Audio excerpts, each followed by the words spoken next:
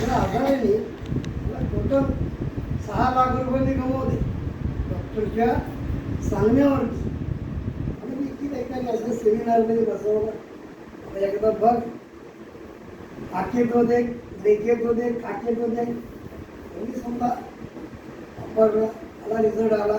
मी सांगतो कुठल्याही गोष्टी उशीर लागतो.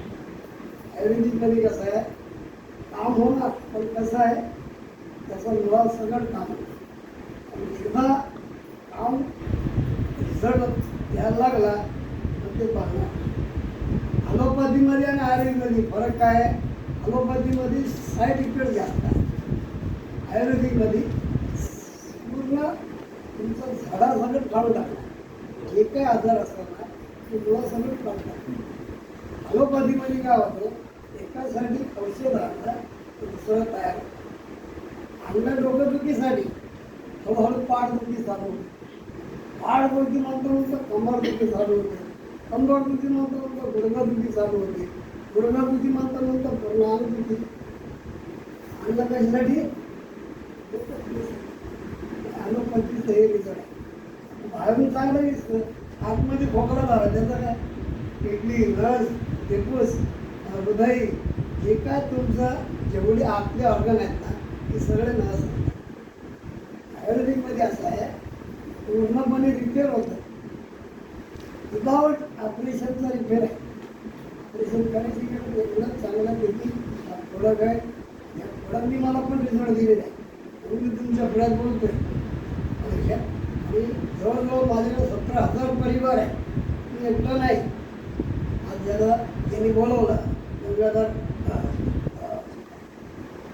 त्यांच्यासाठी एकदा जोरदार टाळे.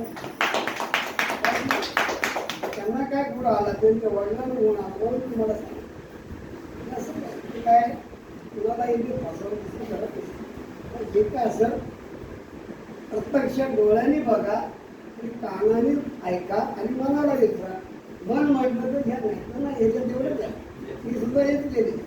आपण 4-5 लोकांना आणता, त्या 4-5 लोकांनी कुठे कुठे गेले, काय काय गेलं मला माहिती. पण आज दुर्दैवाने पूर्ण आज भारतामध्ये आपले बरेच लोक आहेत. आशीर्वादाचं पैसा मिळत येते, ते आशीर्वाद माझी ड्युटी सांभाळून मी काम केलं.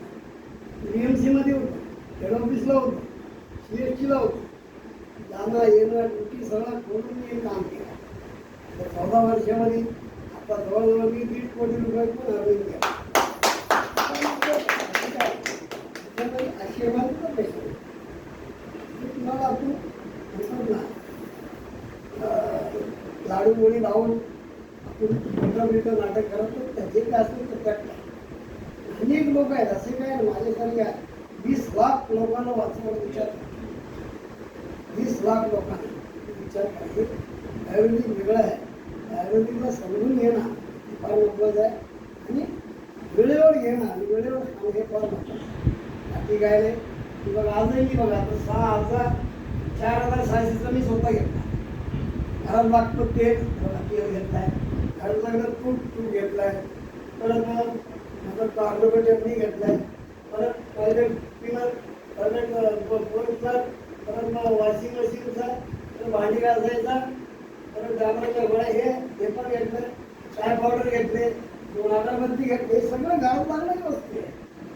पाण्याकडे मी कळत मी घेत होतो आणि मला एक चॉकलेट पण नाही गेलं.